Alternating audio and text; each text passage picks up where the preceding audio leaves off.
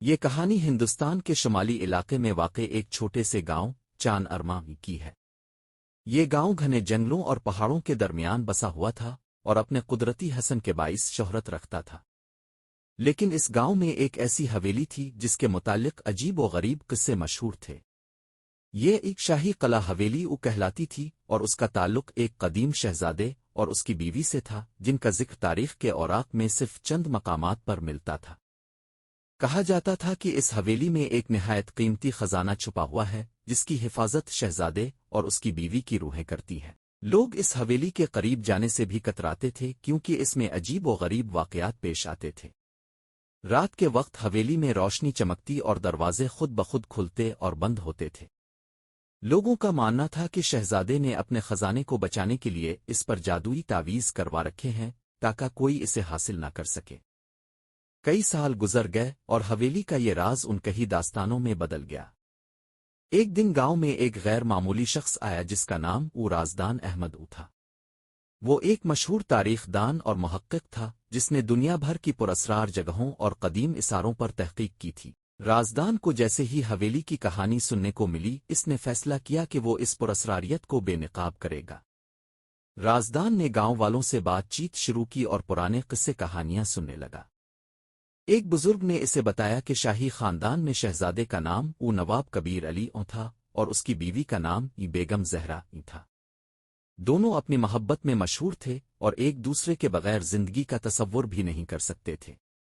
لیکن بدقسمتی سے ان کی زندگی میں ایک دن ایسا آیا جب بیگم زہرا کو ایک مہلک بیماری نے گھیر لیا۔ بیگم زہرا کا انتقال ہوتے ہی نواب کبیر علی نے خود کو اس حویلی میں قید کر لیا اور کہا جاتا ہے کہ اس نے اپنی بیوی کے ساتھ اس دنیا کو چھوڑ دیا۔ رازدان نے حویلی کے اندر جانے کا فیصلہ کیا حالانکہ گاؤں والے اسے منع کرتے رہے۔ وہ رات کے وقت اپنے ساتھیوں کے ساتھ حویلی میں داخل ہوا۔ اندر کا ماحول سرد اور خوفناک تھا جیسے وہاں کسی کی موجودگی کا احساس ہو۔ حویلی کے بڑے دروازے کو دھکیلتے ہوئے رازدان اور اس کے ساتھی اندر داخل ہوئے اور جیسے ہی آگے بڑھے ان کے قدموں کے نیچے پرانی لکڑی کی چٹکتی ہوئی آواز آنے لگی۔ حویلی کے اندر ایک بہت بڑا ہال تھا جس کے بیچوں بیچ ایک تخت بچھا ہوا تھا۔ تخت پر ایک پرانی پینٹنگ لگی تھی جس میں ایک مرد اور عورت کی تصویر تھی۔ رازدان سمجھ گیا کہ یہ نواب کبیر علی اور بیگم زہرا کی تصویر تھی۔ پینٹنگ کے نیچے ایک تعویذ رکھا ہوا تھا جس پر چند پرانے فارسی کے الفاظ لکھے ہوئے تھے۔ رازدان نے ان الفاظ کو غور سے پڑھا، محبت اور موت کا راز وہ جانے جو محبت میں امر ہو چکے ہوں۔ رازدان کو لگا کہ یہ تعویذ خزانے کا سراغ دے سکتا ہے مگر اس میں ایک ایسی گہری بات چھپی تھی جسے سمجھنا آسان نہ تھا۔ اچانک اس کے ساتھیوں میں سے ایک نے ایک پوشیدہ دروازہ دریافت کیا جو ہال کے پیچھے کی طرف تھا۔ یہ دروازہ بہت پرانا اور زنگ آلود تھا لیکن جب رازدان نے اسے کھولا تو ان کے سامنے ایک گہری سیڑھیوں والی سرنگ ظاہر ہوئی۔ وہ سب نیچے اترنے لگے اور سرنگ کے آخر میں انہیں ایک چھوٹا سا کمرہ ملا جس میں چاندی کے صندوق رکھے ہوئے تھے۔ صندوقوں پر فارسی میں لکھی ہوئی تحریریں تھیں جو شاید نواب کبیر علی نے خود لکھی تھیں۔ ان صندوقوں کو کھولتے ہی رازدان اور اس کے ساتھی حیران رہ گئے۔ ان میں سونا، ہیرے، جواہرات اور بے حد نایاب اشیاء تھیں۔ لیکن ایک صندوق میں ایک خط بھی ملا جسے پڑھتے ہی رازدان کے آنکھوں میں آنسو آ گئے۔ خط میں لکھا تھا، اگر تم نے یہ خزانہ پا لیا ہے تو یہ جان لو کہ تم نے میری محبت اور میرے خواب کو توڑ دیا ہے۔ یہ خزانہ میری بیگم زہرا کی محبت کا نشان تھا۔ اسے دیکھنا اچھونا صرف ان لوگوں کا حق ہے جنہوں نے حقیقی محبت کو محسوس کیا ہو۔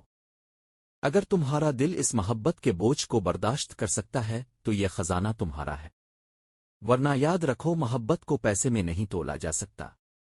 رازدان نے خط کو واپس صندوق میں رکھا اور سوچ میں پڑ گیا۔ اسے سمجھ میں آ گیا کہ نواب کبیر علی کی محبت دولت سے کہیں زیادہ قیمتی تھی۔